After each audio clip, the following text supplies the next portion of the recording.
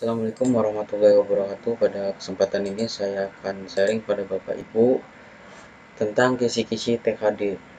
Namun untuk kisi-kisi TKD ada beberapa soal yang saya akan sharing. Kita mungkin akan memahami beberapa soal dari TKD. Nah, kita langsung aja. Untuk sinonim di sini ada kata gelap. Persamaan dari kata gelap yang mewakili poin A, B, C, D, E ini tentu gulita ya. Kemudian untuk yang contoh sinonim kedua, contoh soal sinonim kedua, di sini ada gaji. Persamaan kata yang mencerminkan persamaan kata dari gaji A, B, C, D, E yang paling tepat adalah A, honor. Kita lanjut ke soal berikutnya. Di sini ada antonim. Antonim adalah perlawanan kata. Jadi untuk soalnya ini ada jawab, perlawanan kata dari jawab. Di sini ada A, B, C, D, E yang mencerminkan kata jawab. Perlawanan kata adalah C ya. Kemudian contoh soal kedua dari antonim. Di sini kendala. Perlawanan katanya adalah yang mencerminkan kendala. Di sini ada poin A, B, C, D, E. Yang paling tepat adalah rintangan. Kita lanjut ke soal analogi. Jadi dari antonim, sinonim, antonim, kemudian analogi, ini kita naik level gitu ya. Mungkin saya saya mengajak Bapak Ibu untuk memahami soal, bukan untuk menghafal soal. Karena setiap isi soal di TKD nanti akan berbeda. Yang penting ketika Bapak Ibu paham dengan isi soalnya, mau kata dibolak-balikin seperti apa juga pasti kalau sudah paham pasti tahu gitu, pasti bisa mengisinya. Nah, di sini kita masuk ke analogi atau lebih lebih sulit daripada soal sebelumnya. Di sini ada contoh soal satu analogi yaitu kaki titik 2 sepatu. Nah, analogi ini kita coba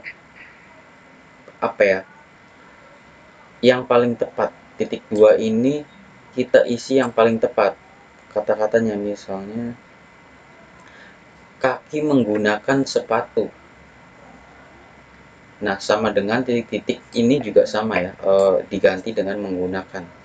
Sini ada poin A, B, C, D, E. Nah, untuk kita coba urai gitu ya tiap poinnya. Yang paling tepat adalah cat menggunakan kuas. Ini kurang tepat. Meja menggunakan ruangan. Telinga menggunakan anting. Cincin menggunakan jari. Topi menggunakan kepala.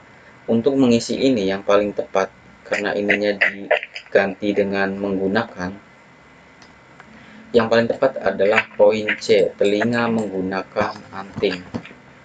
Kemudian ada contoh soal yang kedua, contoh soal analogi yang kedua, yaitu senapan titik 2 berburu sama dengan titik-titik titik 2 dan titik-titik. Nah, di sini kalau titik 2 sebelumnya kan diganti dengan kata menggunakan. Kalau diterapin di sini gitu ya, senapan menggunakan berburu, ini tidak cocok ya. Jadi yang namanya juga analogi. Jadi kita menyesuaikan apa yang cocok gitu. Yang paling cocok di sini untuk mengganti titik 2 ini yaitu kata untuk. Senapan untuk berburu sama dengan titik-titik.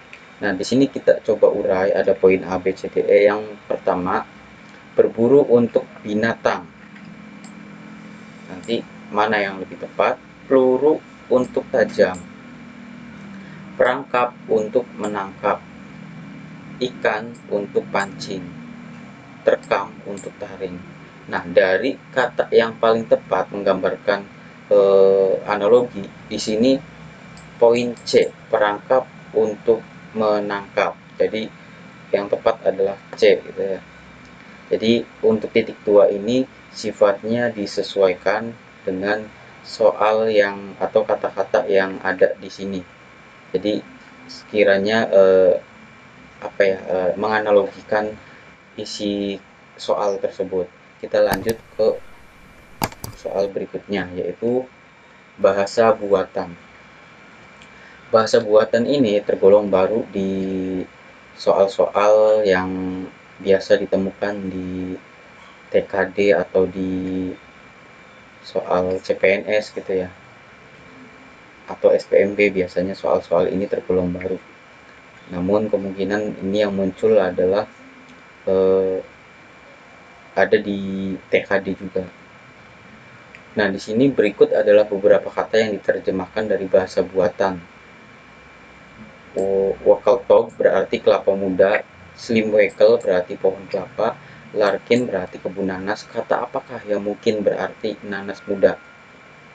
Sebelum kita melihat ke poin A, B, C, D, E, kita coba simpulkan, atau Bapak Ibu perhatikan kotak di sini.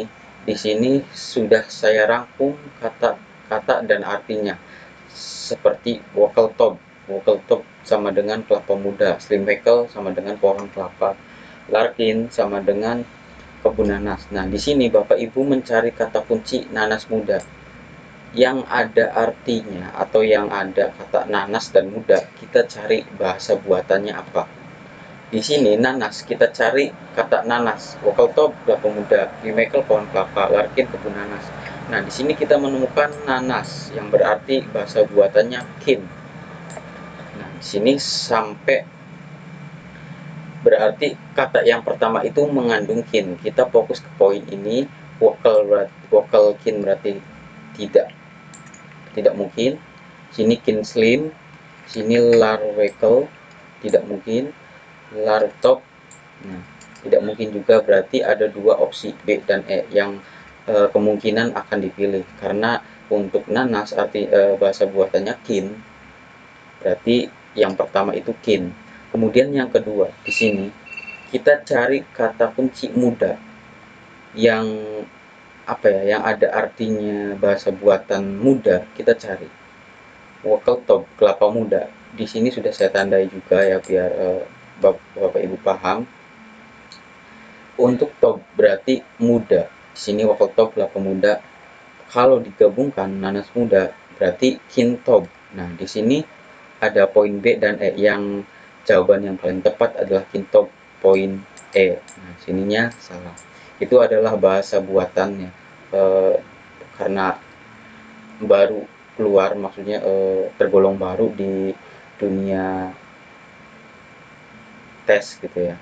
Nah, kita lanjut ke masih bahasa buatan, namun ini contoh kedua. Berikut adalah beberapa kata yang diterjemahkan dari bahasa buatan. Redokna berarti kerja rodi, menotram berarti tanam paksa, menoslen berarti tanam lada. Kata apakah yang mungkin berarti lada hitam?